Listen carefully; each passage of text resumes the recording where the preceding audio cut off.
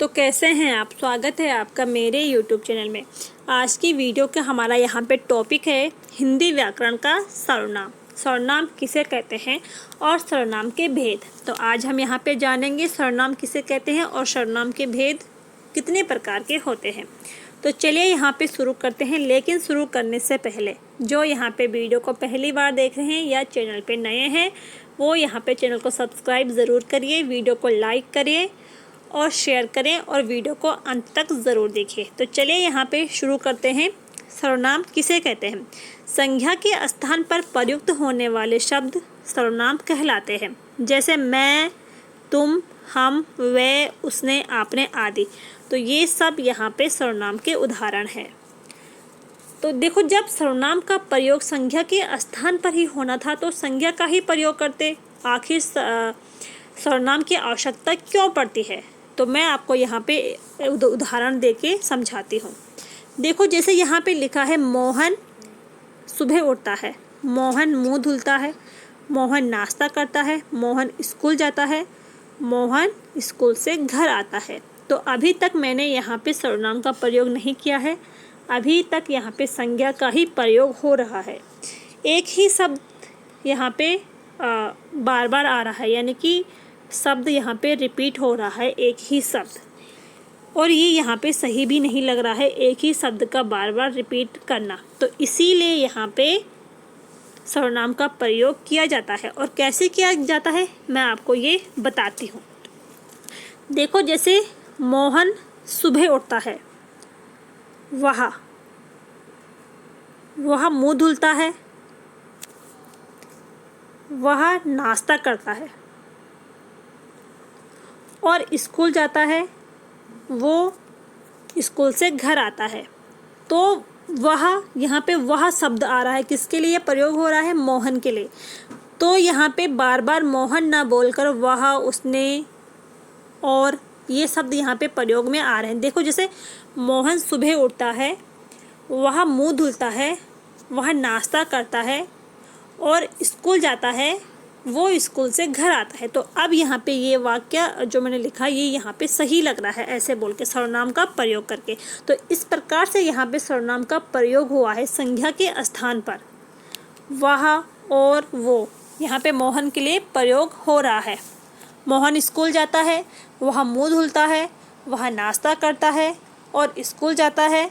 ठीक है, तो ये सारे शब्द यहाँ पे प्रयोग हो रहे हैं सर्वनाम के संज्ञा के स्थान पर। सर्वनाम का प्रयोग इस प्रकार से किया जाता है, यानी कि बार बार हमें यहाँ पे नाम नहीं लेना पड़ता है। वहाँ पे वह और वो इस सब का यहाँ पे प्रयोग किया जाता है। तो इस प्रकार से यहाँ पे संज्ञा के स्थान पर सर्वनाम का भी प्रयोग किया जाता है। तो यहाँ पे मैं आपको सर्वनाम का उदाहरण बताती हूँ। देखो, जैसे यहाँ पे लिखा है राम स्कूल जाता है, वह स्कूल में पढ़ाई करता है लेकिन उसने आज खाना नहीं खाया। तो देखो, राम स्कूल जाता है, वह स्कूल में पढ़ाई करता है। तो वह शब्द यहाँ पे क्या है, सर्वनाम है। और ये किसके लिए प्रयुक्त हो रहा है, राम के लिए। लेकिन उसने आज खाना नहीं खाया, उसने शब्द यहाँ पे किसके लिए प्रयोग हो रहा है, राम के लिए। तो हमें यहाँ पे बार बार ऐसा नहीं बोलना पड़ रहा है ना कि राम स्कूल जाता है, राम स्कूल में पढ़ाई करता है लेकिन राम आज खाना नहीं खाया, लेकिन राम ने आज खाना नहीं खाया। तो यहाँ पे बार बार राम का नाम नहीं आ रहा है, हमें सिर्फ इतना कहना पड़ रहा है कि राम स्कूल जाता है, सर्वनाम का प्रयोग हो रहा है। वह स्कूल में पढ़ाई करता है लेकिन उसने आज खाना नहीं खाया। तो वह, उसने, आपने, हम, तुम, मैं, ये शब्द यहाँ पे सर्वनाम के उदाहरण हैं। इसके बाद हम यहाँ पे जानते हैं कि सर्वनाम के कितने भेद होते हैं। तो सर्वनाम के यहाँ पे 6 भेद होते हैं। कौन कौन से होते हैं तो मैं आपको ये बताती हूँ। पुरुषवाचक सर्वनाम, निश्चयवाचक सर्वनाम, अनिश्चयवाचक सर्वनाम, प्रश्नवाचक सर्वनाम, निजवाचक सर्वनाम और संबंधवाचक सर्वनाम। तो ये यहाँ पे 6 प्रकार के सर्वनाम हैं। तो चलिए यहाँ पे एक एक करके इनके बारे में जानते हैं। सबसे पहले है यहाँ पे पुरुषवाचक सर्वनाम। तो पुरुषवाचक सर्वनाम किसे कहते हैं? जिसमें किसी व्यक्ति का बोध हो, मतलब व्यक्ति का बोध करने के लिए जिन शब्दों का प्रयोग हम करेंगे उन्हें यहाँ पे पुरुषवाचक सर्वनाम कहते हैं। तो पुरुषवाचक के यहाँ पे 3 भेद हैं, उत्तम पुरुष, मध्यम पुरुष और अन्य पुरुष। तो उत्तम पुरुष में मैं, हम, मुझे, मुझको, हमको, हमारा, यानी कि जिन शब्दों का प्रयोग स्वयं के लिए करते हैं वो यहाँ पे उत्तम पुरुष कहलाता है। और उत्तम पुरुष को यहाँ पे क्या कहते हैं? वर्ता। ठीक है। मध्यम पुरुष को क्या कहते हैं? श्रोता। और मध्यम पुरुष यानी कि सुनने वाला, यानी कि जिससे हम बात कर रहे हैं वो यहाँ पे मध्यम पुरुष हो गया, या उसे यहाँ पे श्रोता भी कहते हैं। देखो, और अन्य पुरुष जिसके बारे में हम बात कर रहे हैं वो यहाँ पे अन्य पुरुष हो गया। देखो, जैसे मैं यहाँ पे बात कर रही हूँ तो मैं यहाँ पे क्या हूँ? वर्ता। जो मेरी बात सुन रहा है वो यहाँ पे हो गया श्रोता। और जिसके बारे में हम दोनों बात कर रहे हैं, ठीक है, जिसके बारे में हम बात कर रहे हैं वो यहाँ पे हो गया अन्य पुरुष।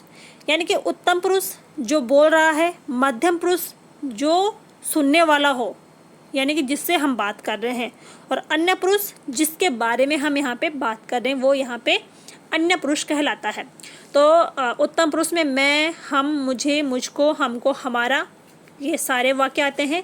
मध्यम पुरुष यानी कि जिससे हम बात कर रहे हैं, जो हमारी बातों को सुन रहा है, तुम, आप, तू, तुझे, तुझको, आपको। और अन्य पुरुष जिसके बारे में हम बात कर रहे हैं, वह, वे, उसे, यह, ये, उन्हें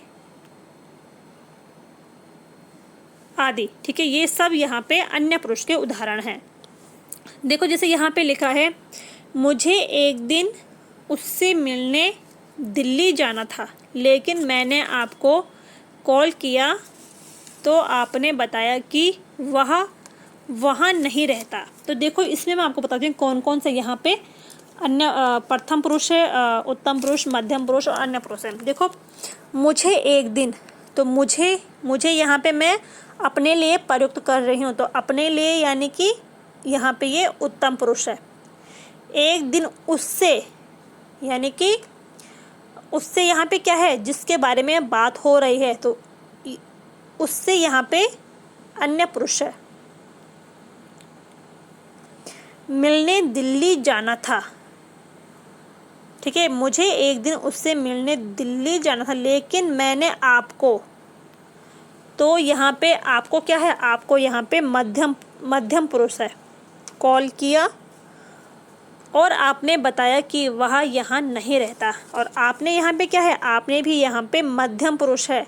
और वह यानी कि जिससे बात हो रही है वो वह यहाँ पे अन्य पुरुष है, यानी कि मुझे उत्तम पुरुष, एक दिन उससे यहाँ पे जिसके बारे में बात हो रही है अन्य पुरुष, मिलने दिल्ली जाना था, लेकिन मैंने आपको, यानी कि जिससे मैं बात कर रही हूँ है वो है यहाँ पे मध्यम पुरुष, कॉल किया तो आपने भी यहाँ पे क्या है? मध्यम पुरुष, बताया कि वह वहाँ नहीं रहता, वह यानी कि जिसके बारे में बात हो रही है तो वह क्या है? अन्य पुरुष। तो इस तरह एक ही वाक्य में आपको मैंने बता दिए हैं मध्यम पुरुष, उत्तम पुरुष और अन्य पुरुष के बारे में। एक बार मैं फिर से यहाँ पे आप रिपीट करती हूँ।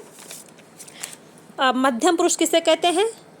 मध्यम पुरुष यानी कि खुद के लिए, जहाँ पे हम अपने लिए जिन शब्दों का प्रयोग करते हैं वो यहाँ पे मध्यम पुरुष, यानी कि मैं बात कर रही हूँ तो मैं यहाँ पे मध्यम पुरुष हूँ। मैं किससे बात कर रही हूँ? मेरी बात जो सुन रहा है यहाँ पे, मैं जिससे बात कर रही हूँ वो यहाँ पे मध्यम पुरुष है। और जिसके बारे में हम दोनों यहाँ पे बात कर रहे हैं वो यहाँ पे अन्य पुरुष है। तो यहाँ पे उत्तम पुरुष के लिए क्या कहते हैं? वर्ता। और मध्यम पुरुष के लिए कहते हैं श्रोता। ठीक है, तो वर्ता यानी कि जो बात कर रहा है, श्रोता यानी कि जो सुनने वाला है, और अन्य पुरुष यानी कि वर्ता और श्रोता जिसके बारे में बात कर रहे हैं वो यहाँ पे अन्य पुरुष है। तो इस प्रकार से यहाँ पे पुरुषवाचक सर्वनाम के मैंने आपको यहाँ पे उदाहरण बताए हैं, उत्तम पुरुष, मध्यम पुरुष और अन्य पुरुष के। इसके बाद यहाँ पे जो दूसरा है निश्चयवाचक सर्वनाम। तो निश्चयवाचक सर्वनाम किसे कहते हैं? जहाँ पे किसी व्यक्ति, वस्तु, घटना की निश्चितता का बोध हो, वो यहाँ पे निश्चयवाचक सर्वनाम कहलाता है। देखो, जैसे जब कोई व्यक्ति या वस्तु तुम्हारे आसपास हो, या निकट भी हो सकती है, दूर भी हो सकती है, लेकिन वो नज़र में आनी चाहिए, क्योंकि जब कोई वस्तु या कोई व्यक्ति हमें दिखाई देगा तभी तो हम उसकी निश्चितता का वहाँ पे बोध करा पाएंगे। तो ये यहाँ पे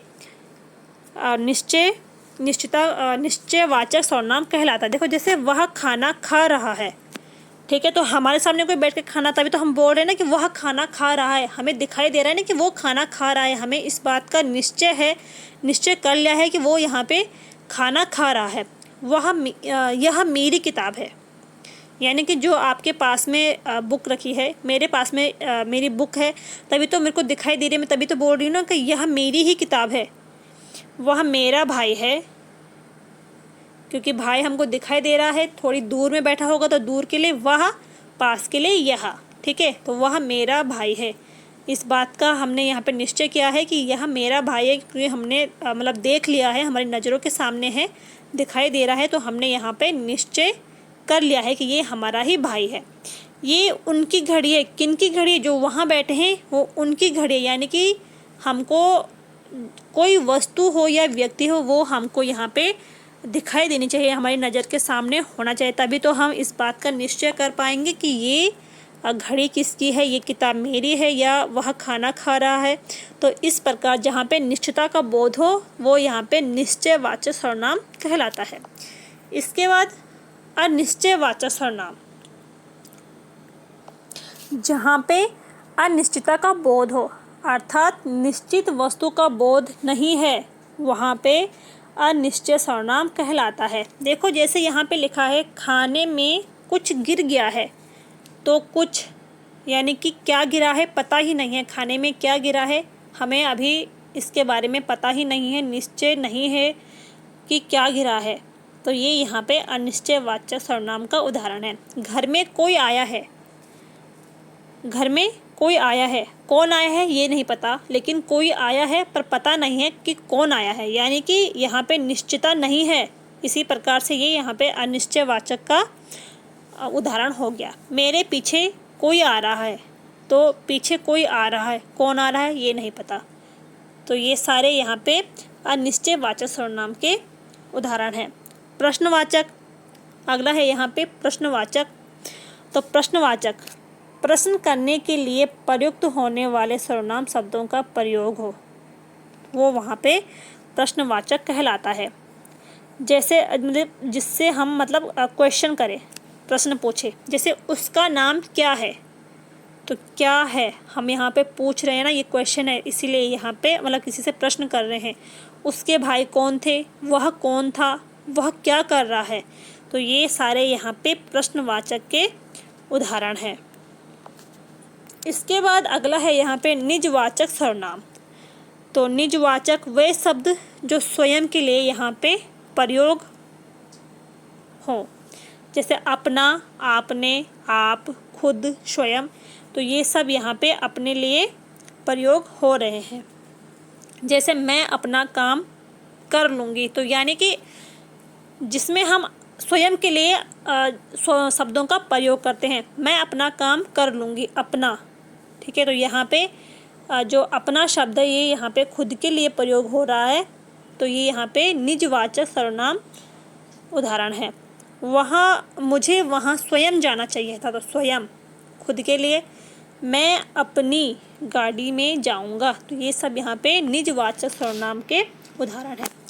इसके बाद है यहाँ पे संबंधवाचक सर्वनाम, यानी कि दो सर्वनाम शब्दों का आपस में संबंध होना संबंधवाचक सर्वनाम कहलाते हैं। देखो, जैसे जो, सो, जिसको, जिसकी, जो, वो, तो ये सारे जहाँ पे ये शब्द आए वो यहाँ पे संबंधवाचक सर्वनाम कहलाते हैं। देखो, जैसे जो परिश्रम करेगा वह, यहाँ पे वह है, ठीक है, वह सफल होगा, तो जो और वह यहाँ पे आपस में संबंध बना रहे हैं। जिसकी लाठी उसकी भैंस, तो ये दोनों यहाँ पे संबंध बना रहे हैं। जो आएगा सो जाएगा, तो यहाँ पे सो और जो, ठीक है, ये यहाँ पे आपस में संबंध बना रहे हैं ये दो सर्वनाम। तो जहाँ पे दो सर्वनाम शब्दों का आपस में संबंध हो वो यहाँ पे संबंधवाचक सर्वनाम कहलाता है। तो इस प्रकार से यहाँ पे मैंने आपको जो यहाँ पे सर्वनाम के जो भेद थे 6 प्रकार के, उनके बारे में बताया। तो उम्मीद है कि आपको यहाँ पे ये वीडियो पसंद आई होगी। और नेक्स्ट वीडियो होगी हमारी यहाँ पे, जो नेक्स्ट टॉपिक होगा वो होगा विशेषण। तो कल हम यहाँ पे विशेषण के बारे में जानेंगे। अगर आपको यहाँ पे वीडियो पसंद आई हो तो वीडियो को लाइक ज़रूर करें, और कैसी लगी वीडियो कमेंट करके ज़रूर बताएं। तो मिलते हैं अगली वीडियो में, तब तक के लिए थैंक यू।